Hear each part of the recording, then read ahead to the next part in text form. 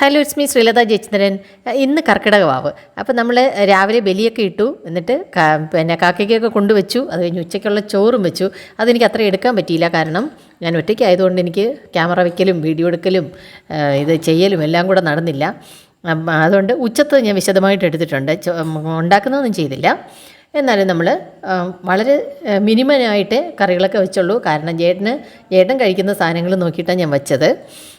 അപ്പോൾ ഒരു തോരൻ വെച്ചു, കിച്ചടി വെച്ചു, പിന്നെ മാങ്ങാക്കറി, പിന്നെ ചോറ്, പിന്നെന്താണ് നമ്മുടെ സ്ഥിരം നമ്മളെല്ലാം വയ്ക്കുന്ന പഴമുണ്ട്, ചിപ്സുണ്ട്, ശർക്കര ഉപ്പേരിയുണ്ട്, അങ്ങനെയൊക്കെ വെച്ചു. പിന്നെ ഒഴിക്കാനായിട്ട് ഞാൻ വെച്ചത് പരിപ്പുണ്ട്, പിന്നെ സാമ്പാർ വെച്ചു. ഓക്കെ, സാമ്പാർ, പരിപ്പ് സാമ്പാറും ചേട്ടൻ കഴിക്കുന്നില്ല, എന്നാലും ഇലയിൽ വെക്കാൻ വേണ്ടി ഞാനത് വെച്ചതാണ്. പിന്നെ ഉണ്ടത് ഞാൻ പുളിശ്ശേരി ചേട്ടൻ പറഞ്ഞിട്ട് ചേട്ടന് വേണ്ടി വെച്ചതാണ്. വെള്ളരിക്ക ഇട്ടിട്ട് ഒരു പുളിശ്ശേരി, അടിപൊളി പുളിശ്ശേരി കേട്ടോ. അങ്ങനെ ഇത് 3 കറിയാണ് വെച്ചത്. അതിൽ മറ്റേ കറിയും 3 വെച്ചിട്ടുണ്ട്. അങ്ങനെ നമ്മൾ വിളമ്പി ഊണ് കഴിക്കാനൊക്കെ ഇരുന്നു. പിന്നെ ചേട്ടൻ ഉച്ചയ്ക്ക് കഴിക്കാറില്ല, സാധാരണഗതിയിൽ കഴിക്കാറില്ല. അപ്പോൾ ഇന്ന് പിന്നെ ചേട്ടൻ കൊച്ചിരി വയ്യാതിരിക്കുന്നതുകൊണ്ട് ഞാൻ വിളിച്ചില്ല. അല്ലെങ്കിൽ നമ്മൾ ഇങ്ങനെയുള്ള ദിവസങ്ങളിൽ നമ്മൾ ഒന്നിച്ചിരുന്നാണ് കഴിക്കുന്നത്. അല്ലാത്ത ദിവസങ്ങളിലൊക്കെ ചേട്ടൻ 5:30ക്കാണ് കഴിക്കുന്നത്.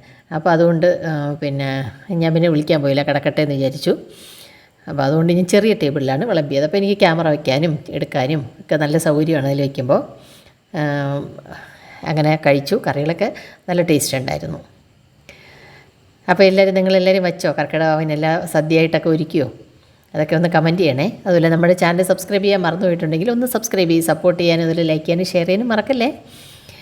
പിന്നെ ഒരു കാര്യം പറയട്ടെ, ഞാൻ ഇട്ടിരിക്കുന്ന ഈ നൈറ്റി എന്ന് പറയുന്നത് ഞാൻ തെച്ചതാണ്. എങ്ങനെയുണ്ട്?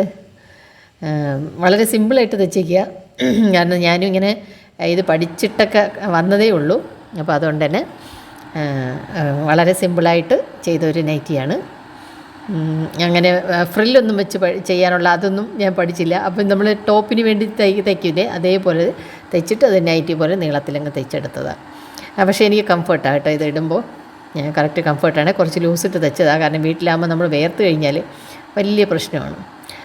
പിന്നെ പണ്ടൊക്കെ എന്ന് പറഞ്ഞാൽ ബലിയിടുന്നത് വീട്ടിലെ മൂത്ത ആൾക്കാർ, അല്ലെങ്കിൽ ആണുങ്ങളുണ്ടെങ്കിൽ അവരിടും, അല്ലെങ്കിൽ മൂത്ത ആൾക്കാരിടും. ഇപ്പം അങ്ങനെയില്ല, ഇപ്പം എല്ലാവരും ഇടാറുണ്ട്. ഞാൻ ആദ്യമൊന്നും എല്ലാ വർഷമൊന്നും ഇടാറില്ലായിരുന്നു. ഇപ്പോൾ 2 വർഷം കൊണ്ട് ഞാൻ ഇടാറുണ്ട്, കാരണം യൂട്യൂബിലൊക്കെ അതിൻ്റെ ലിങ്കൊക്കെ വരുന്നുണ്ട്. ഇവിടെ തിരുവല്ലം ക്ഷേത്രത്തിൻ്റെ ലിങ്കൊക്കെ വരുന്നുണ്ട്.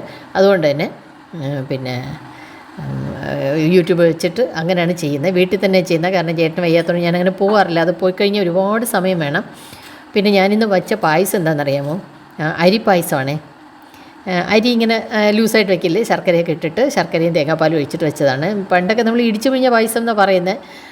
ഇപ്പോൾ അതിന് വേറെ പേരൊക്കെ ഉണ്ടോ എന്ന് എനിക്കറിഞ്ഞൂടെ. ഇപ്പോൾ ഒരുപാട് മാറ്റങ്ങളൊക്കെ പേരുകളൊക്കെ കേൾക്കുന്നുണ്ട്. അപ്പോൾ അതിൽ പപ്പടവും പഴമൊക്കെ കൂട്ടി കഴിച്ചു, നല്ല ടേസ്റ്റ് ഉണ്ട് കേട്ടോ.